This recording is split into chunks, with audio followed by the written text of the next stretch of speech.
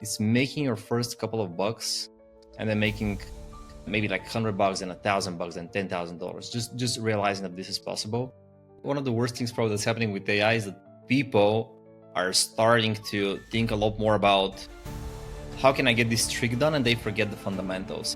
What I found is recently just hobby markets, people who want to learn how to play guitar. And there is nothing to lie there. It's just here's a method I have to learn people how to play guitar. Here's how to play a violin. Here's how to learn Chinese faster. Here's like these smaller markets, more hobby focused. They are a lot more consistent, a lot easier to sell. What is up, guys? Welcome back to another episode of the Side Hustle Experiment podcast. Today we got Boris. He's an expert in scaling courses and coaching. He's done over $10 million in revenue for the creators he's worked with. So we're going to talk about all that today, how to scale coaching offers and kind of some of his experience. Thanks for being here, man. We really appreciate it. Hey guys, thanks for having me. Super excited to be here with you guys. Yeah, so a little background, I guess. You built a funnel for me right when I quit Amazon and started doing stuff, and we kind of just stayed friends since. But kind of tell people about what you do overall, aside from just building funnels for people. Yeah, we met like a year ago, right? It was about right around that time, maybe a bit earlier, like early summer. We got linked to a common friend we have, who's in a marketing group, and yeah, we worked on an offer together, and yeah, then ever since then we were just discussing different offers, um, discussing marketing, just discussing stuff in general, right? But yeah, otherwise, I started in this thing about 7 or 8 years ago, around that time, early 20s. So like, all right, gotta make something online. Everyone is making money online. I gotta figure that one out.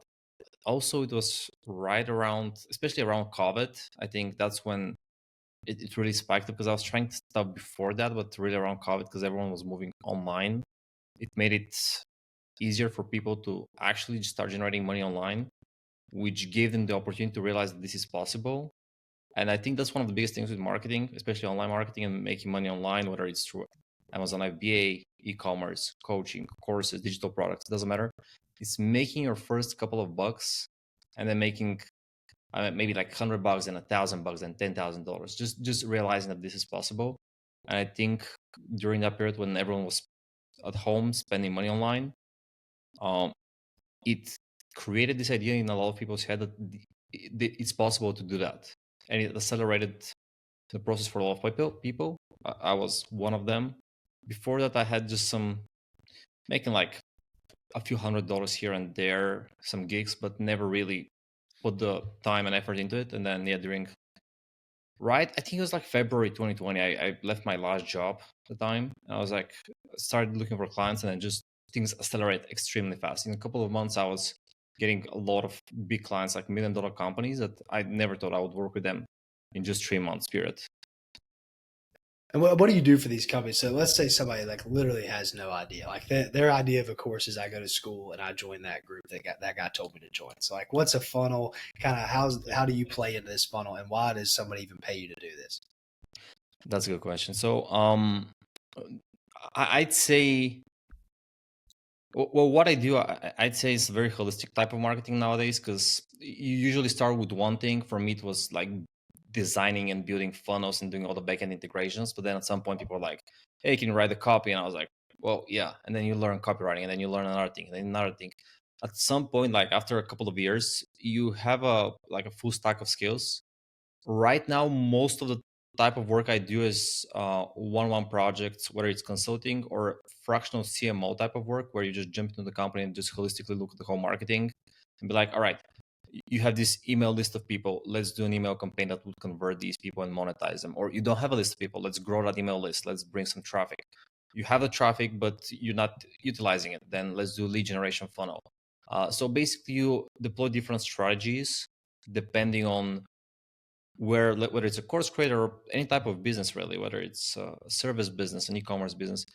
The bottlenecks are overall the same. There are some differences, but overall there's a couple of things that are consistent, which is either they're not generating enough leads, they're generating leads but they're not qualified, they're qualified but they're not monetizing them, and if they're monetizing them, they're not upselling them and giving them enough opportunities to spend more money and that's one of the ways to just scale a business, just having multiple offers in any type of field, or having very high ticket offer, which is possible for some businesses.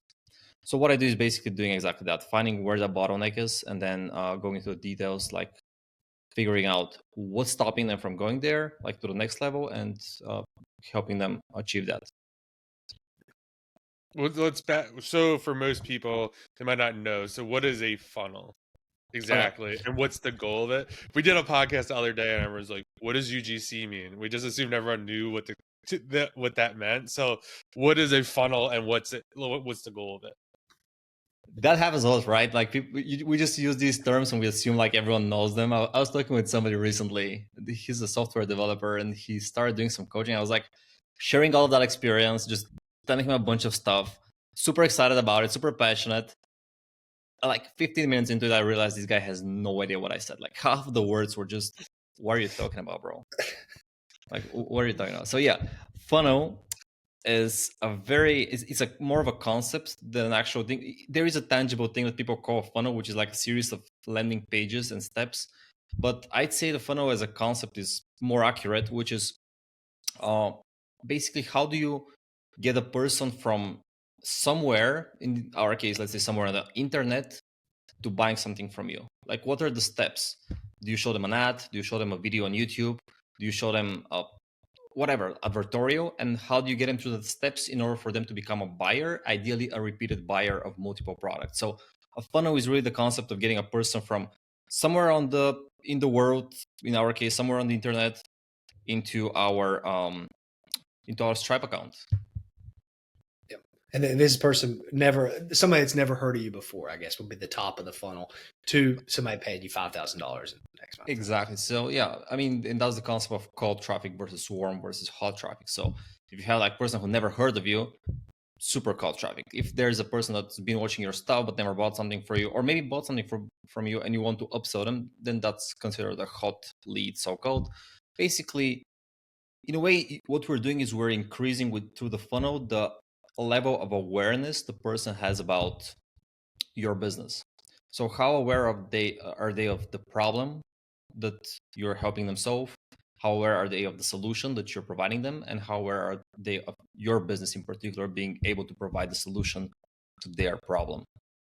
I'd say this is like the very big picture overview of a funnel. And I think if you get that concept, you probably everything else somebody calls a funnel would make sense in this regard.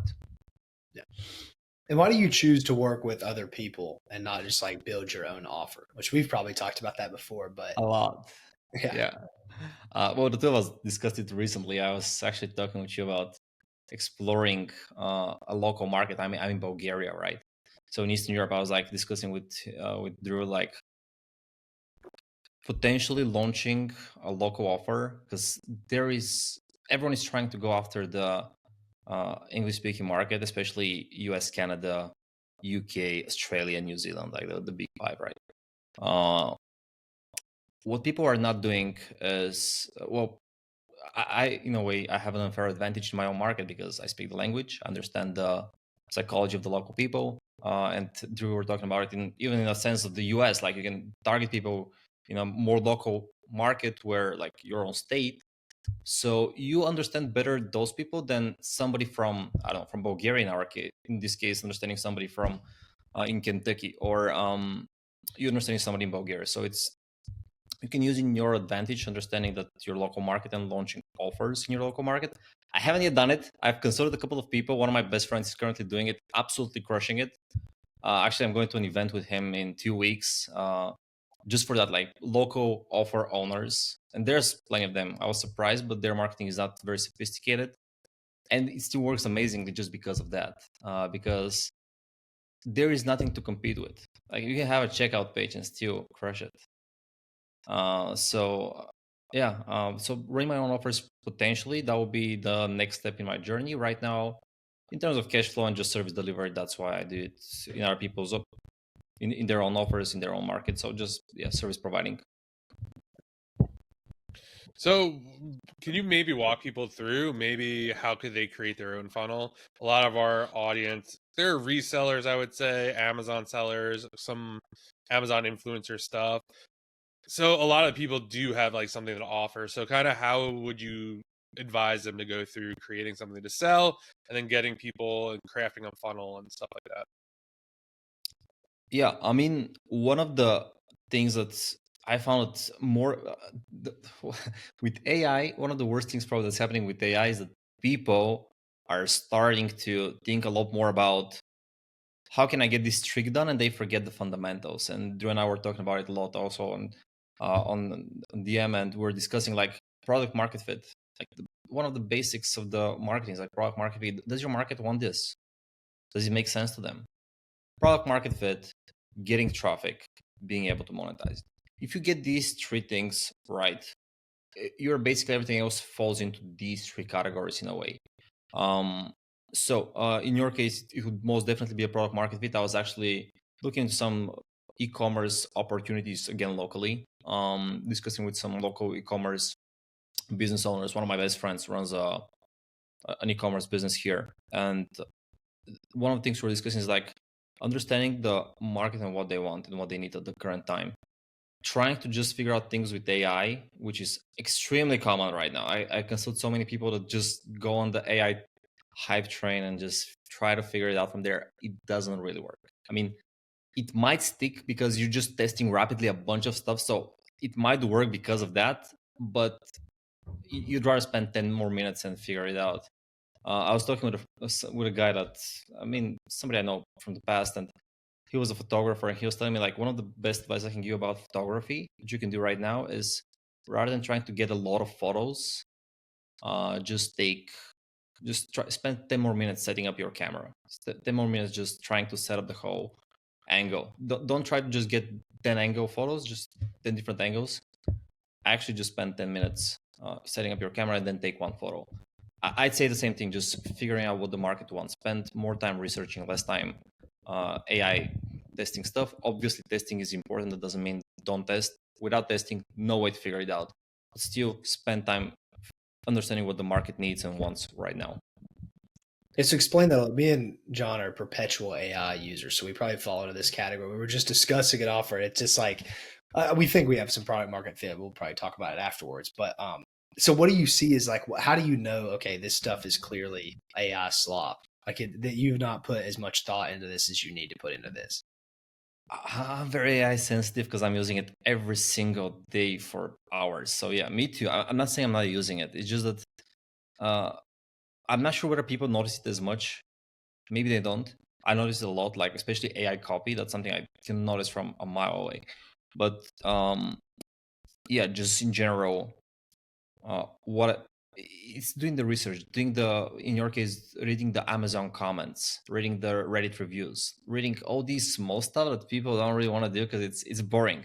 I've done it so many times, just reading what the person says and just finding one perfect comment that encompasses everything. That's like on page number 4, somewhere in the middle of it, there's a comment that actually makes a perfect sense, and nobody wants to go through these comments because to get to this page, to this forum, to this Amazon review, to this Reddit subreddit and post there, it takes time, but it's important to do it.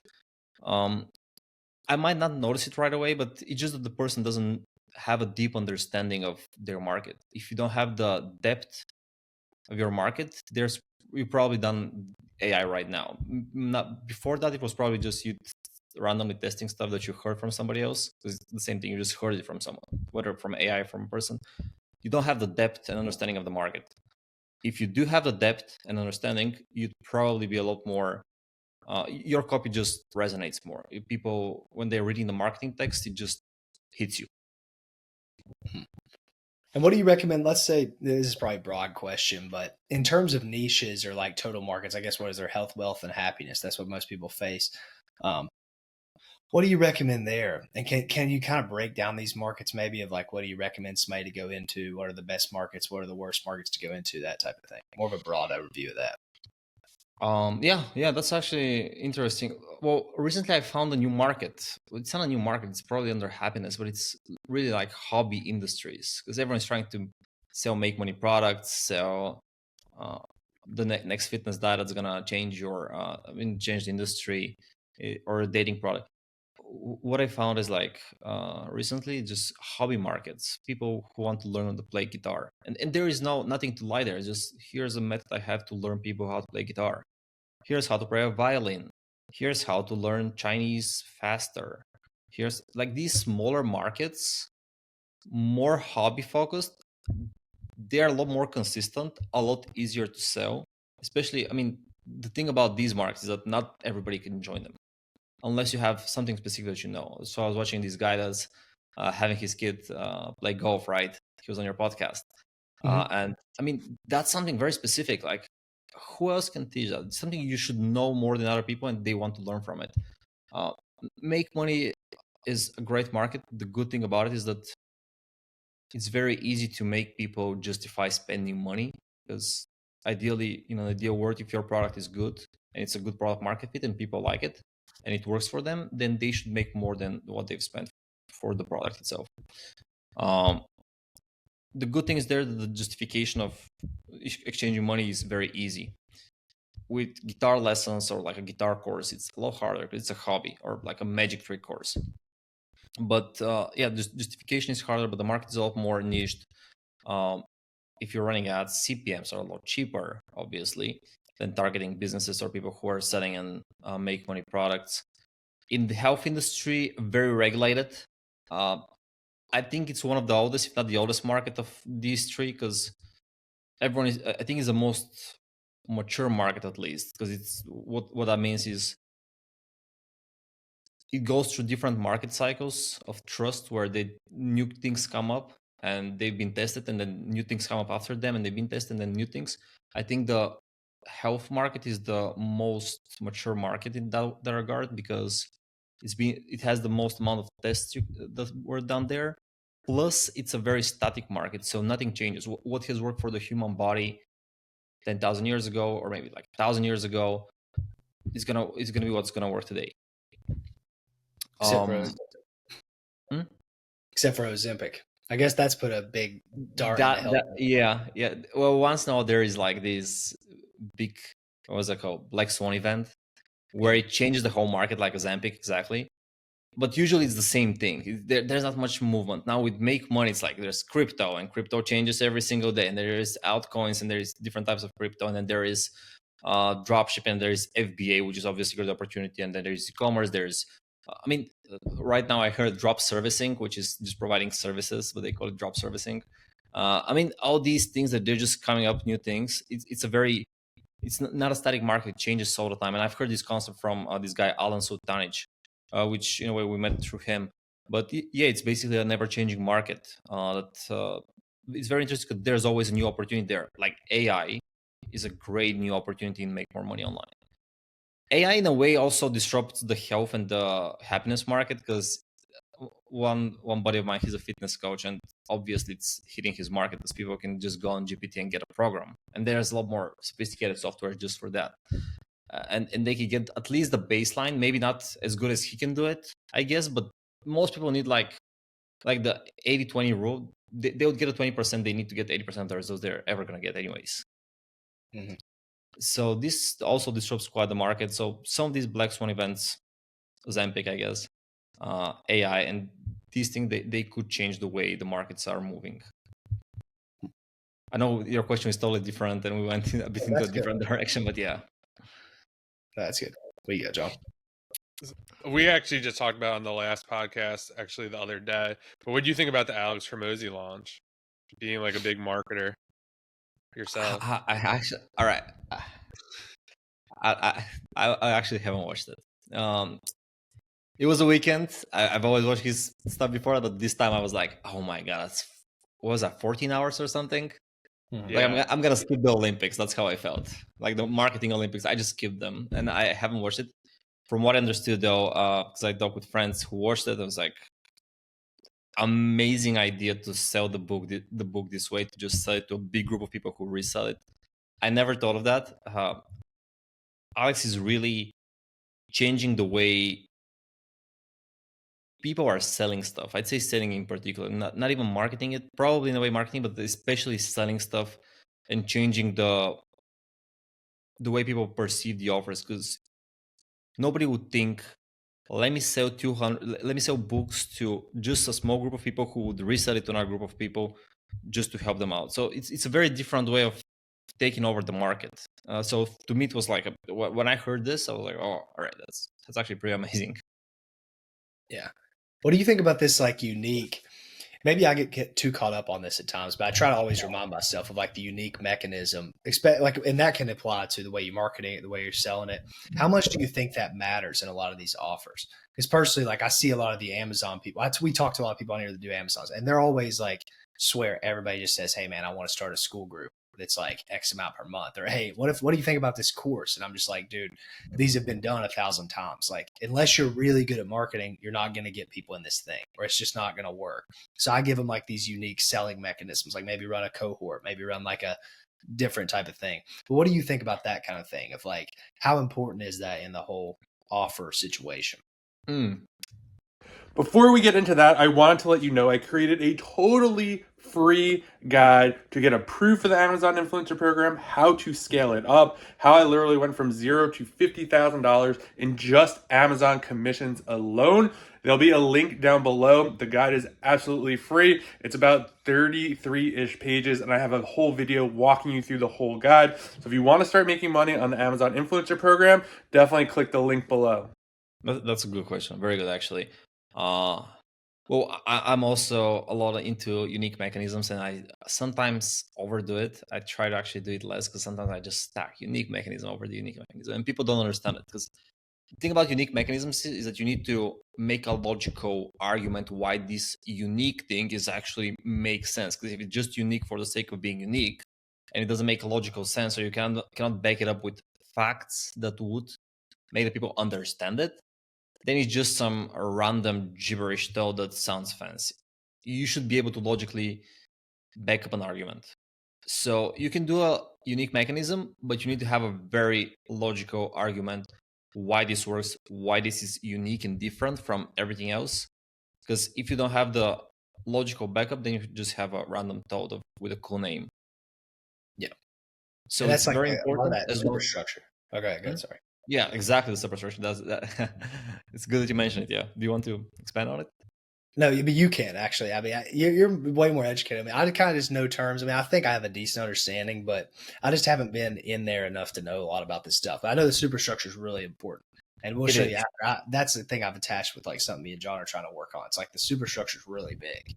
Well, you have it. One of your superstructures would definitely be Amazon, for an example. But a superstructure is basically having your argument lean into something that's already proven by something else, something bigger. So the superstructure that is the foundation of your argument. So this works because people are already spending on Amazon. So people know that people are spending on Amazon. Now you're just tapping into this market that's already working in a new way, and you're getting something out of it, right?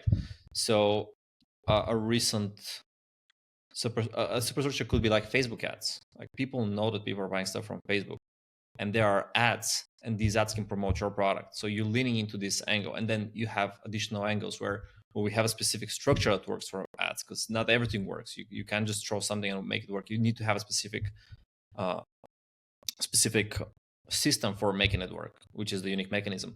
But it's leaning on the superstructure of Facebook ads, or the superstructure of Amazon, superstructure of a person like Jimi Hendrix could be a superstructure in the guitar industry, because people know that he can play amazingly. So he could be a superstructure for your unique mechanism in a way. So it could be anything that's proven, and it's proven beyond proven even in specific markets.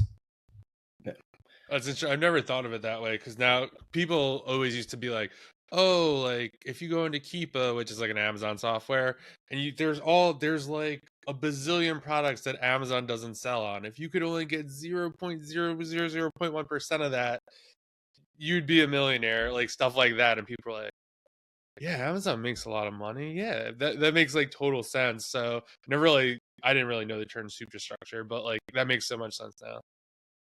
Yeah, I mean, that's exactly the example. So you're just getting a piece of a bigger market that's already proven. Yeah. How important do you think that the fact you know all this, you are less apt to buy things? Or do you think this actually makes a difference? Or do you notice this when you're like out in the world and stuff? Because I like notice stuff when I'm buying something. I'm like so skeptical to buy stuff now because I'm like, well, they could be telling the truth, but like I understand exactly what they're trying to tell me, which makes me just believe it less. But when I actually believe something, I'll insta buy it. I'm like the easiest customer ever when I actually kind of done my research on the product. Are you the same way? You are like that because that's how we met. You're like Yeah. instantly, you got it. I didn't even have to sell you on my service. You're just send me the invoice. Yeah.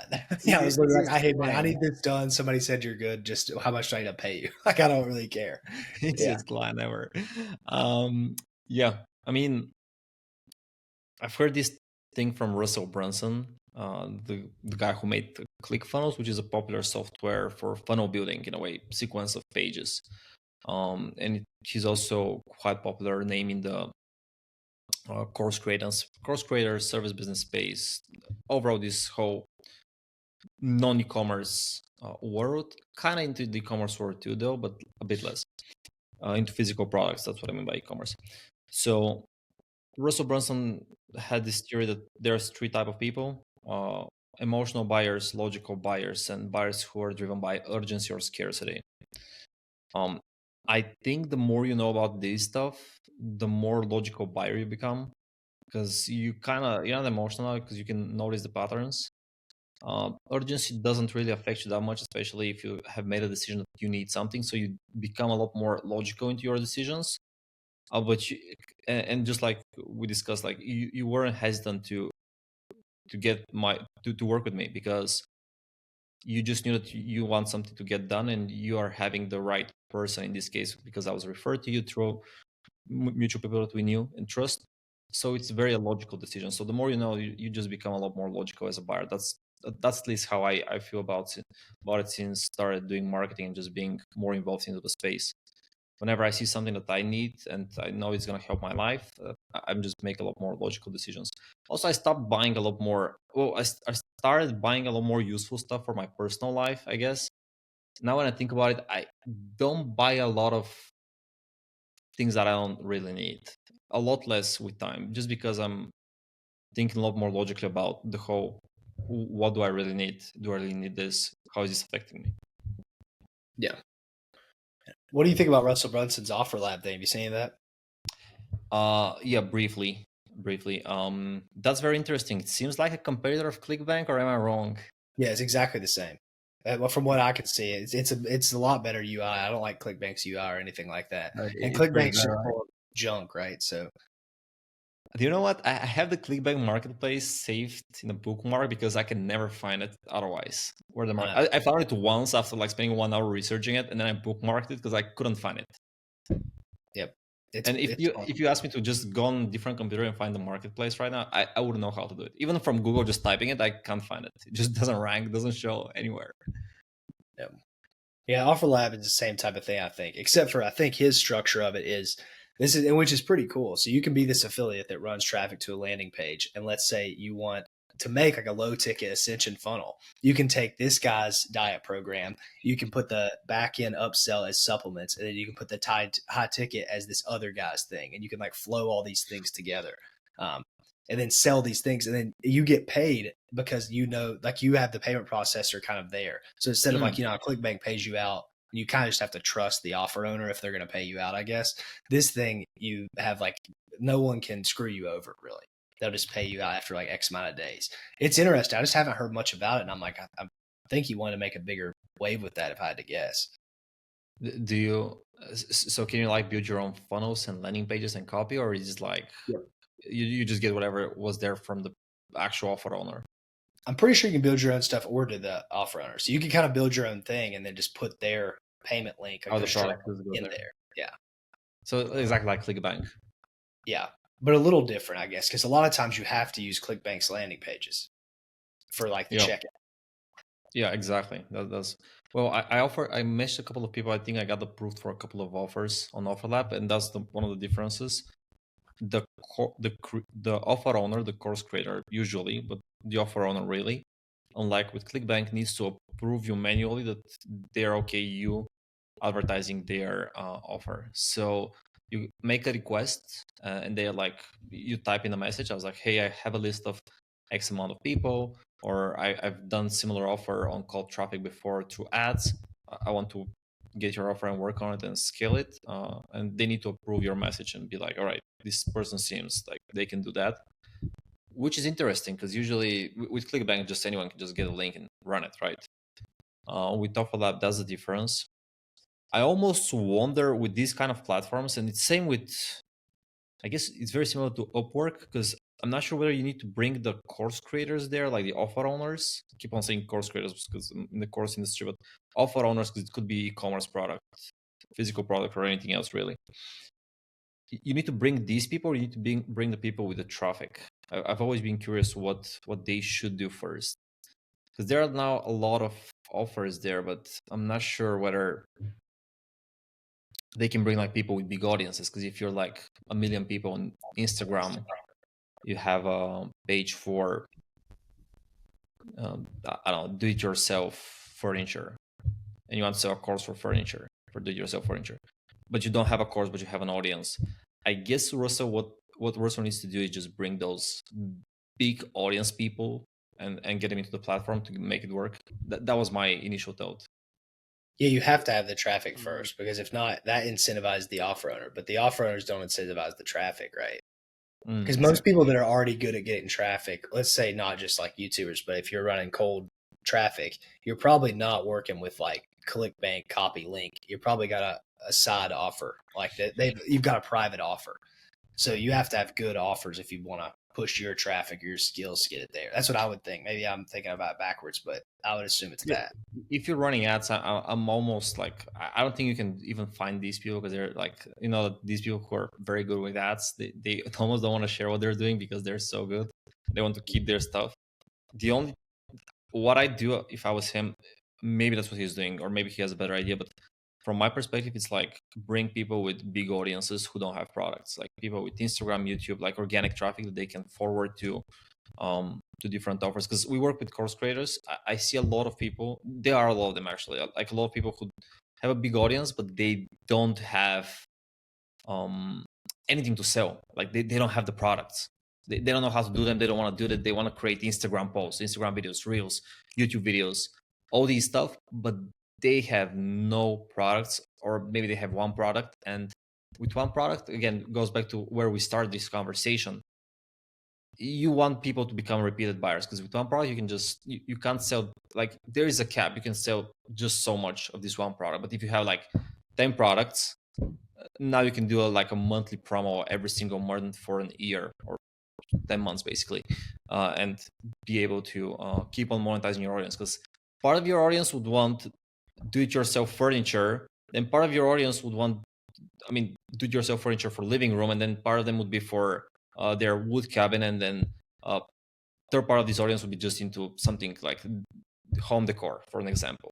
And if you have just one of these products, have these other people who are sitting there, they're like, what can you offer me else? Like they're sitting there and they want something from you, but you don't have anything.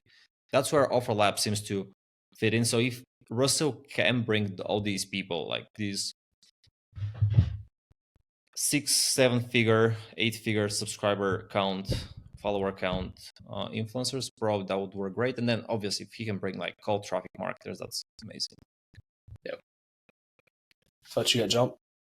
If you want to share, who do you follow? A lot of marketers and copywriters? Like, what are some of the better, maybe people you've learned from, or people are like, I need to see what they're saying because they're ahead of the curve on a lot of stuff? Yeah.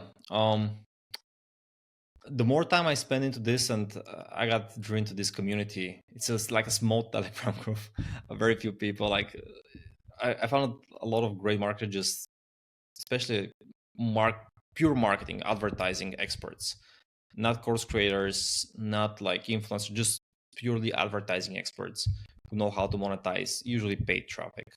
They usually have these small communities, they share their advice there, and that's where we got these ClickBank events, and you meet people who are like private events, private groups, just because people are, in a way, people keep their secrets, right?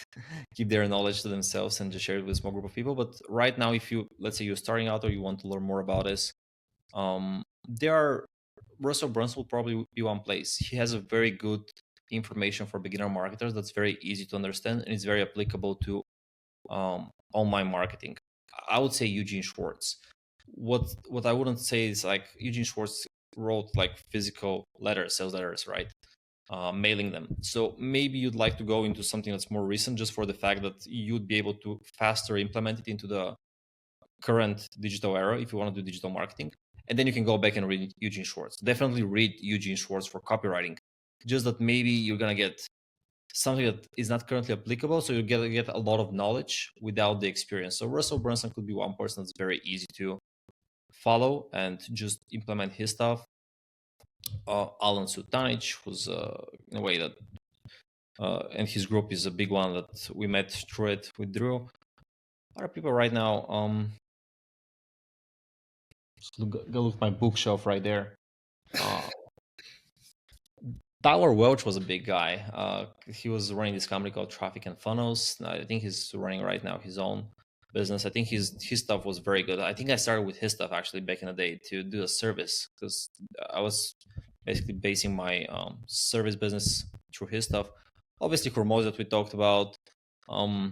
Sam Ovens is a good one. So all these guys, like I'd probably go with more recent guys initially, just because they're more applicable to what's currently happening on the market, like in the digital era. But then I would go back if you want to just go deeper into the advertising and marketing, or just go into these superstructures of marketing in a way, like the super text, I think that's what they're called, of marketing, which is like Eugene Schwartz, Dan Kennedy, who's who's an older type of marketing. He's still alive, still making events, crushing it. But yeah, he's also good. All these old school marketers, you can go into them, but probably go with something more recent initially. Gary Halbert. That's the guy I Gary, probably read the most. yeah, Gary Howard, big one. He had this Gary Howard challenge where you just hand copy letters and your hand hurts and you hate your life, but then you become the ultimate marketer. I've tried it a couple of times when I was like 18, 19, and I absolutely hated it. Because after like the 5th or 6th day, your hand hurts and you're like spending 1 hour to handwrite something that's written in the like early 90s. So the English is very different. Like it's the words are, you understand them, but it's not something that you'd use right now. And for me, like non-native speaker, even worse, because like these words, like, what does that even mean?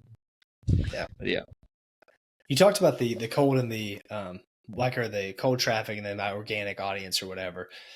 What do you think the big difference is between people, selling on just their Instagram to their personal audience versus like selling cold traffic, faceless maybe, or maybe you just have somebody off Fiverr as the face of your brand? Me and John talk about this a lot because he shows me these offers for certain things of like, well, this guy's doing this. I'm like, yeah, but organic, you can basically sell like shit. Like it literally doesn't even matter because these people are trusting you. Your offer kind of matters little. And you can see this. Like a lot of organic offers are just product page, maybe a little video. Hey, you watch my stuff kind of thing. Where cold, it's a little different. So can you kind of explain the difference there between paid traffic and then you building up audience over time? It's having an audience and selling is like the type of selling that you go to the grocery store and the clerk just marks stuff, just like more of a cashier type of person. When you have an audience, you just take the payments because people already want it. They're in the grocery store. They want to get the groceries and then just pay you. So that's the type of selling that you do.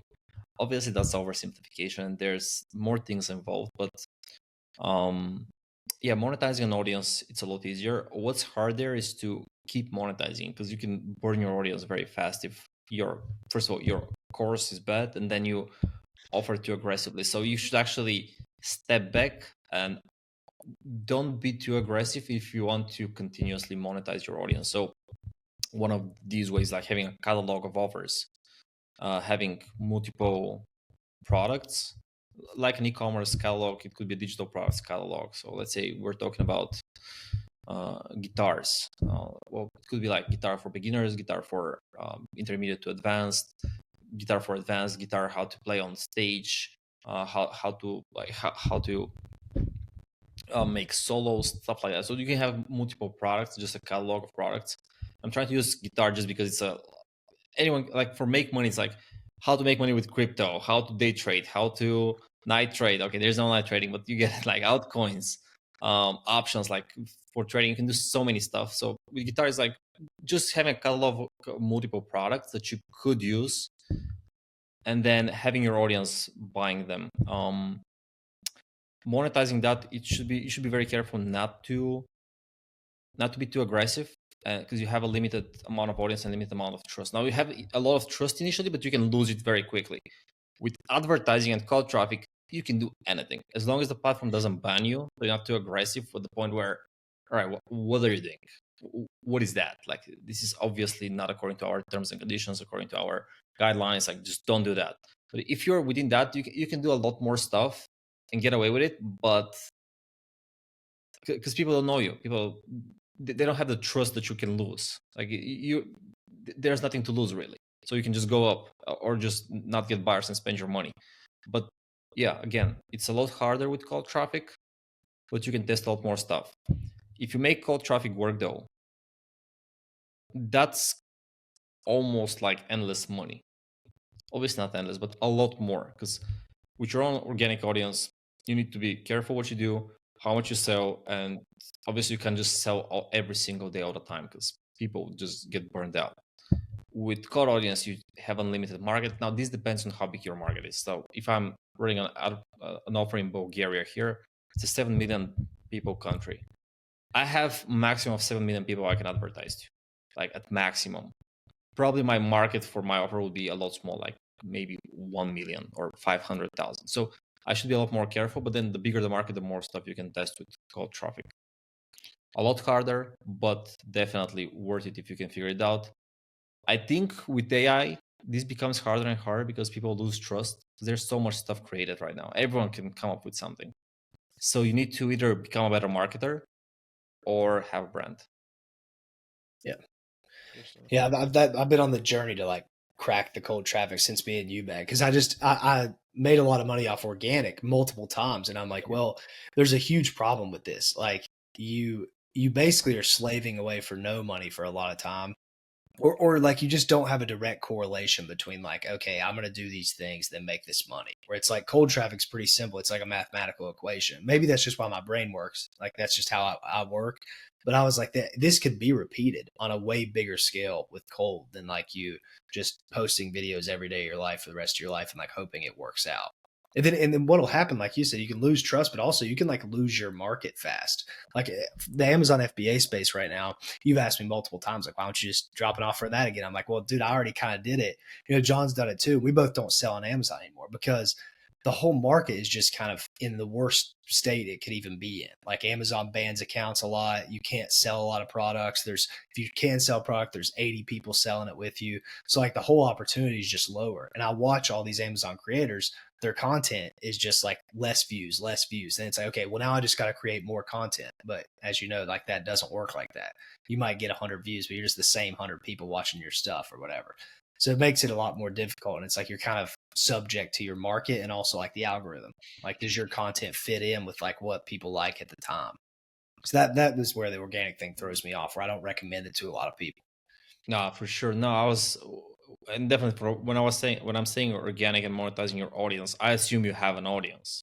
If you're just starting to build an audience, all right, that's a whole different beast you gotta fight with. I mean, it's multiple friends of mine, like everyone. I mean, everyone wants to build an audience because it's very like it's a solid business model where you can rely on any day, any month, like any week, any month.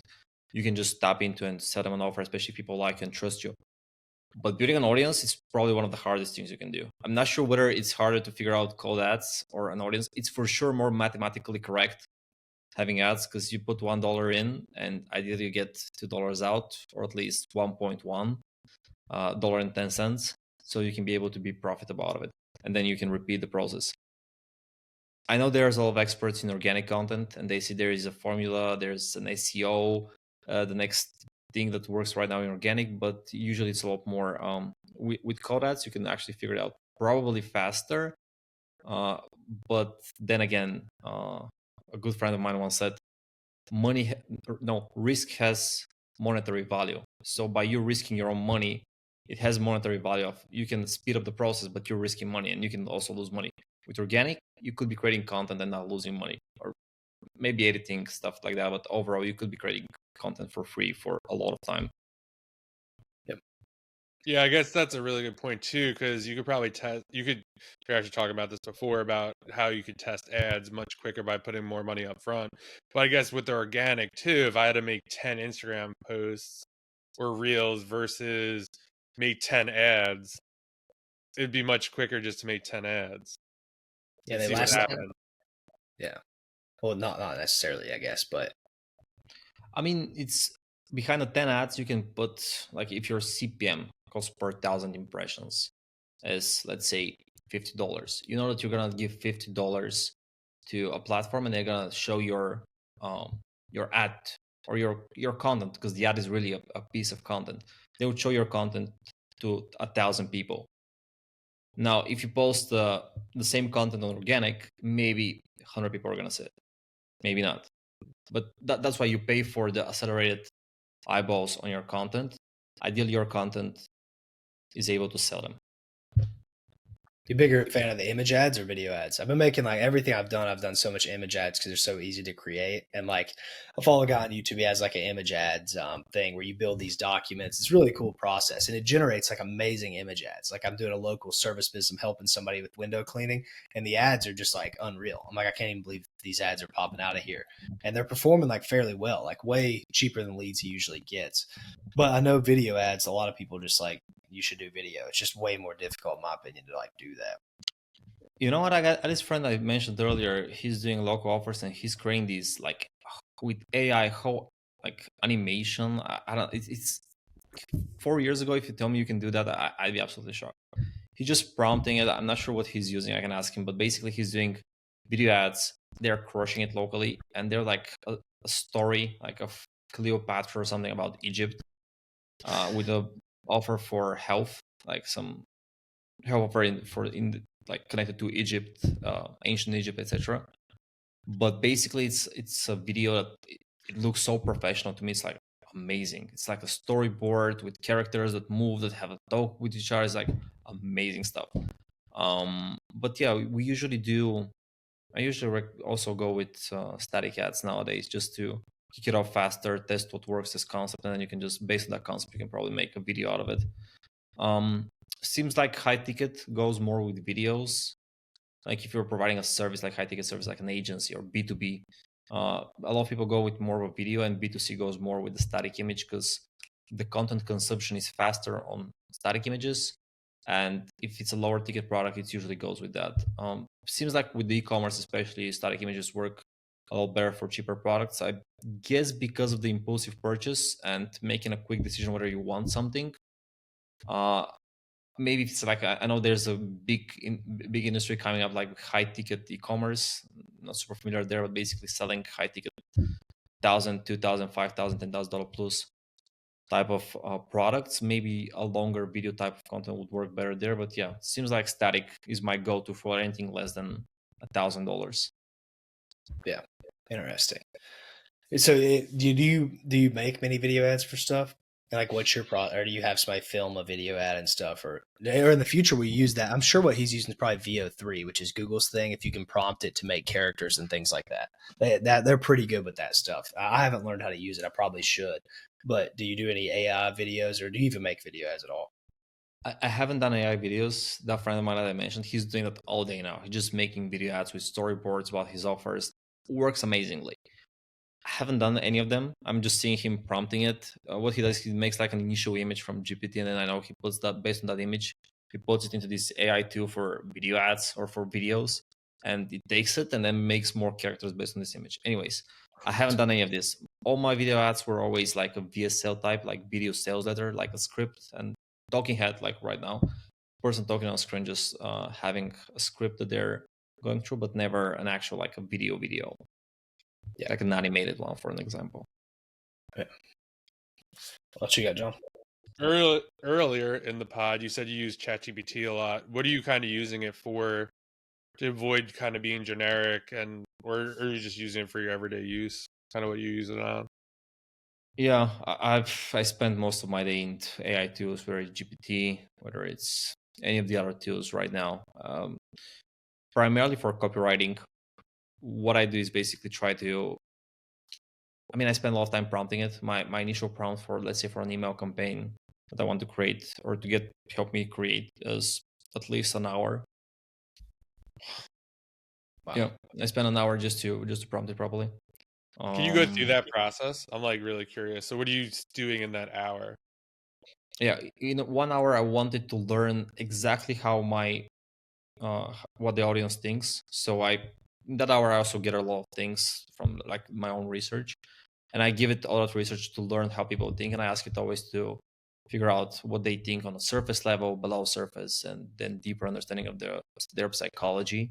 So really having a deeper understanding of the market, how they speak, what they think, and you can go a lot in depth. Like I ask it, like, what keeps them awake at night?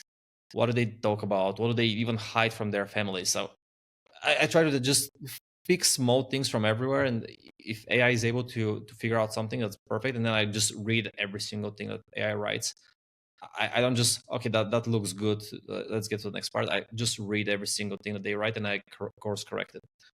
One of the things that I saw most people who use AI nowadays are doing wrong is not course correcting it. So I always tell, this is what we're gonna do, but before you write anything, I need to teach you all these 1,000 things. So just have the end goal in mind, and then I'm gonna course correct it in the process of getting there. Learning the audience, learning their psychology, learning how they speak. So when you're writing, you want to sound exactly like the person who's gonna read it, how they would speak with their friend. So how they speak. I was working recently with a construction business. Now, I haven't done any construction in my life, I had to teach the AI to speak exactly like a 35-year-old construction worker would speak from New Jersey, for an example. Like just being very specific. Audience, how the person speaks, what the offer is, and how this offer resonates to the audience. So what's the correlation to them? Like what would they exactly resonate with them about this offer? These are the three big things: how a person speaks, or how the audience would communicate, what the audience thinks, like what's their psychology in depth, and then what is the offer and what's the offer, what it's about, how it would resonate to the person. Then depending on what I'm writing, just a lot more about whether it's a VSL, prompting it for VSL, the structure, etc., whether it's an email campaign, like how many emails, what's in each email, what's the structure of each one of these, let's say 10 emails. If it's an ad, how many ads, what's the structure of the ad, what's the length of the ad, etc. So really just 1 hour, probably more than an hour to be honest, just prompting it in depth about every single small detail. Because when I start writing it, it becomes very fast. But if I try to cut corners of the initial input, it's like the whole garbage in, garbage out. If I cut corners there, I'm 100% screwed, and it's gonna give me something bad. Every single time I've tried to be like, maybe I'm not gonna do that because I'm too tired. I might as well just go to sleep and not do anything, and wake up the next day and do it then. But yeah, for sure, I'm not cutting corners when I'm teaching AI, and I'm not skipping line, like just reading every single sentence and whether it all makes sense. That was great. That was a good explanation of that. I'm surprised I haven't asked you this, but about websites, I know that was what you did for me. So what's your favorite funnel builder? Like, what do you like to use these days? If you use Lovable, by the way, just a quick question. I've heard this, I think I heard it from you for the first time, and I was like, what is this guy talking about? I sent you the website. You were like, that's really good. And I was like, dude, I didn't even make that. Yeah. No, I heard it from you before that though. And I was like, what is Lovable? It sounds even weird, like the name. What is this guy talking about? And then I started hearing it left and right. Like every single week, somebody was saying the word lovable. I was like, all right, what is Lovable? And then you sent me the website. I was like, oh my God, I asked you, how did you build that? And you're like, oh, Lovable. It's like, yeah, I didn't do anything, man. I just used ChatGPT. Kind of walked it through like what you're saying. I would feed a bunch of websites, like kind of my audience and things like that, and then said, create me a prompt for Lovable. So I don't waste any stuff in there. I just create this big prompt for Lovable, and it just prompts out. I like almost one shot of the website, like one shot, one prompt, and it's all done. And it's like, from my knowledge of funnels and building websites, that would have taken me hours. Text to you, I'd have been like, dude, does this look bad? What is this? Like, it's just way more. It just speeds everything up, and you can base it off of stuff that's already working. So you can just copy it 1-to-1. I mean, yeah, for me that was like a great landing page. It had functionality, which was I was like, how do you do the functionality? And then that made sense how you did it. But Yeah. because it was like stuff that you need to actually code. Like if a person clicks this, then show this. If they Mhm. click that, then show this. And you had this functionality, which is beyond just having marketing text on a page with graphics. It's actual like buttons that need to do some functionality on the actual page, like a whatever, like JavaScript or something. Like somebody that's doing front end, it's like, no, that's not JavaScript, that's something else. But something like that, like actual functionality of a website. And then I mean, what I've wanted to do for a very long time, and I haven't had a chance because I didn't have the skills, was a very sophisticated quiz funnel that changes depending on the answers, and it needs a lot of development work. So you need like a developer. Now I apparently don't. So yeah, probably if I'm gonna use Lovable, and hopefully I am, is gonna be for a quiz funnel with like very specific, like you click this answer, then it leads to this thing. There are some quizzes that do that, but they are not very much marketing focused. They don't have the functionality of a marketer. They have more of a application type of process where you just apply for something, just put your name, choose your answer. In this case, I want just images to show up depending on the answer, to show different statistics, different numbers, to keep on the buyer journey, like keep the person clicking and going through the buyer's journey. So yeah, probably that's going to be what I'm going to use it for, and hopefully it's soon. Yeah, I think that will. I think you can make quiz funnels on there pretty easy. I know there's one called Magic Patterns too, so you can check out both those. But Oh yeah. All right. yeah, in terms of website building, so well, originally what I said, I guess, what funnel builder do you like to use, and what do you kind of like look if you're like? I think a lot of people maybe they would watch this far and they're like, well, I want to do this, but I don't even know where to start. So like, let's say they just need a web page up. That's the first starting point. You have an offer and then you have a web page. So like, walk somebody through that. I know it's complex, but as simple as you can of like what you recommend somebody that knows nothing about it. Yeah, if you're my client, I'd say sign up for a ClickFunnels account, because that's gonna be the one that gives me the most functionality for me. And I'd say ClickFunnels Classic, which is oddly enough, it's very hard to figure out how to register for it because they try to push ClickFunnels 2.0, which is the second version. So all the buttons are like gonna show you 2.0. You could go with that too. However, I'd probably recommend Classic. However, if you're building it, or when I say you, I mean the person who's watching it is, if you decide to build this from scratch and you don't have experience and you don't want to hire anyone and you want to go as cheap as possible, probably System.io is the option. I think, Drew, you've tested this one before. So it's system with an E at the end. So systeme.io. That's the one that's, I think it's either free or you can get like a $15 plan per month. So it's super cheap. And then Go High Level is also one variation of ClickFunnels. Ultimately, it becomes preference and what you can do faster. I just have a lot of experience with ClickFunnels. I know everything that's not gonna work, so I don't need support to speak with them. I know everything that's gonna fail there, so it's like I know how to solve it after that. That's why I prefer ClickFunnels. But System.io is probably the best option for somebody that wants to just kick it off on their own and test it out super quickly and very like as little and get as little expenses as possible. Just test something very fast and cheap. Yeah. Do you start with a blank canvas or do you do a template to start? I usually do templates nowadays. I used to start blank canvas. Now blank canvas, just there's so many templates. It's not worth it. Yeah. Yeah. And what Even, about like what you? Okay, good. no, I was about to say, just even for like having some CSS codes and stuff like that, just to that are already done for you, it's a lot easier. But anyways. Yeah. So if you like, for example, I remember when you made the page for me, you were like, I don't really like this certain template that like you were like saying you want to use. This would work better, and you decided to go with that. Do you have like a favorite kind of template style that you use these days? Because I see so many. Like obviously there's like the AC funnel, but there's so many different website templates that people have nowadays. Is there like one that you see perform better than other ones? The AC funnel worked very good for a very long time. Very good for a very long time. I think people are, depending on the industry, some industries not really, but especially the make money online industry, which this is where it was used the most, kind of got immune to it. So now people, when they see it, they're like, ah, yeah, I know what that is. So it kind of seems like everything else you've seen. If you do like, again, you go into something a lot more niche, like do-it-yourself furniture, maybe a an AC funnel might work there, but better off. However, the one I like the most right now, that I use the most with the clients we work with, and the agency I also work with directly with, is going back to eyebrow headline, main headline, VSL button. And it's really like what I did for you actually a year ago when we started is this like template that's just streaming downline, just reading down every single sentence. So it's more of a there's a horizontal, no, vertical type of structure where you just go down and read it. So it's more like mobile optimized. And then on desktop, it looks kind of mobile optimized too. So it's a bit thinner, just read through it, and you just highlight stuff. So that's the type of funnel and landing page I'd probably go with right now. AC funnel, it's a low ticket funnel for digital products. It's probably very hard for somebody who's just starting out because there's a lot of elements there. So if you're just starting with this, it might be very hard to actually figure it out. And I think Drew, the two of us will discuss exactly this. Like it's a very complicated funnel. The page itself, but also the upsells and everything, it's just very complicated for somebody who's just starting out. Might as well just go with something simpler. Yeah.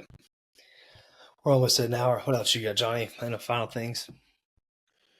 Yeah, so I guess if someone were to start a funnel, would you recommend them almost just do like a coaching offer, just something they knew, and then try to build it out that way? I probably go with not even a coaching, but more like a service offer where you just, hey, I'm gonna get something done for you. I know this, I can get it done for you, and it's probably the easiest way to just kick it off and make some money online, just doing something for somebody else. So that would probably where I go, and then coaching would be the next step, and then ideally you productize it, whether it's a physical or a digital product, just productizing it ideally, because then you replace like you eliminate your time from the make money equation. It's like you can sell 24/7. I mean, the whole thing like sell while you sleep, but basically it's true. Like you can sell while you sleep. Well, if you do service, you gotta be awake, you gotta be working. If you're selling coaching, then you gotta be awake, you gotta be working, but you can work with more people at the same time. And then if you do like productized type of offer, then you can do a lot of things that just go on the back end and you just don't have to be there to run it. Plus, a lot of people always, I guess, want to exit their company at some point. Like maybe I want to rent you, I'm 50, but I want to retire, so I want to exit this business. But the way to exit it is you not being part of the business. Like you not being like the business can keep running without you being there. And in order to do that, you need to have more like a productized business. There were a few exits of coaching companies. I think there was one big YouTuber who did that. And I think the channel was one of the biggest fitness channels at the time. You guys probably know it. I just can't remember the name right now.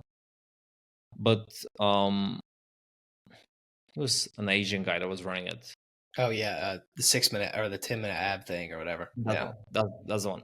I think he exited and then the channel just disappeared. Like 2-3 years and it just disappeared because he was the face of the business. Like even if he exits, like nobody would watch. They watched because of him, not because of everything else. Yep. Interesting. Is there anything else you want to talk about? Yeah, I mean, we have passed an hour, but we'd have no limit. So do you want to talk about anything else on here? Do I want to? No, nothing from the top of my head. It was a good conversation. What do you usually plug with at the end here, John? Is where can people follow you if you want to be followed? Yeah, I'm not that popular online. I need to build that. Well, I guess they can find me online. Just type in Boris Mess, MEZ. That's you can find me on Facebook. You can find me on Instagram. Just type in my name. I don't think there's anyone else using it right now. So yeah. Yeah, it's funny. John always gets these guests that I have 20,000, 30,000 followers. I get these people that like literally don't have social media. I bet people are like, how do you meet all these guys? But I kind of am not. I don't talk to a lot of people on social media. I'm meeting people in Discord and Telegram and stuff. So, and I'm just like, well, these people know a lot more than these guys trying to teach you stuff on the internet. Like they're trying to just teach you base level like junk. And I'm like, yeah, a lot of guys that don't have social media followings, they like really know what they're talking about because they're working all the time. They're not posting content. Yeah, it is like that. Yeah, that group that we're part of, like the smaller group. I mean, the thing is, I hear they're like, "Oh my god, that's amazing!" And people are, and I know they're working because people are showing me screenshots of their account. Like, here, I spent this money and I tested it. It's not like some good idea I have. No, it's nobody knows who I am. Nobody knows. Like, I don't have a face. Like, I'm not monetizing my audience. Nobody knows who I am. I'm running this and it's working. So yeah, these type of communities, yeah, there's a lot of secret sauce in a way that's there. Yeah, and I probably should have prefaced this at the beginning. Maybe I'll throw this in the intro when I make it. But like when we're talking about this, I guess we never really talked about the numbers and like what's possible with this. But we come from this Amazon background where the kind of the goal is 100K a month sales. You're probably going to make like 8 to 12K profit, and that's not, you have to still reinvest it. But with a lot of these offers we're talking about, maybe you can correct me if I'm wrong, but you see people making 1K a day profit, and it's just like, well, they're doing all right. But there's people making like 5K a day, 10K a day profit. And this is profit that they're not reinvesting a bunch. The margins on these products are ridiculous. So they're getting the money. They're just running their ad spend every day. The limits there are just endless. And like, you'll just meet random people who are doing 40K a month. It's like, yeah, they're doing pretty good. It's like, yeah, that's ridiculous. 40K profit a month, that's 500 grand a year. So I think I probably should add more context at the beginning of, that's why I'm so passionate about this, probably why you are too. It's like, once you see this, you kind of can't unsee it. All these business models that, the normal person does, they're just more capped than like running an offer and like in any sense. Yeah, there's this. I think I watched an interview of him. I don't know who this guy is. Like, I guess not many people know him. A part of like smaller communities. He's one of the biggest ClickBank affiliates right now. I think the video was like, I made $500,000 in a day, like $500,000 in a day. Obviously, it's revenue. Obviously, that's the biggest affiliate, but it's like the guy is some guy that is somewhere in Eastern Europe. Nobody knows him. Like, he's not popular. Doesn't have a YouTube following. Doesn't have any kind of following. Can't find him on social media. The guy's absolutely crushing it, and people in the community seem to know him. So I believe he's legit. I don't know how much he's making, but even if it's like, it's obviously revenue, but it's still like huge numbers, and people that like people you don't know. It's like there's a lot of them out there, and yeah, it should be inspiring. Yeah, you don't have to be it like is. this public facing, doing every business model people are telling you. You can kind of just sit behind your computer and generate like $100,000 a month if you get good enough at this stuff. Definitely. All right. With that being said, if you want, go Google Boris Mez, and like, subscribe. See you in the next episode. Peace out. Peace. Thanks for being here. If you could just take 2 seconds and subscribe to this YouTube channel, we would greatly appreciate it. We're trying to get to 5K subscribers by the end of the year, and the more subscribers we have, the better guests we can get for you. So you literally just take 2 seconds right now, hit subscribe. It will also let you know when new episodes go live and everything we're up to. Thank you so much.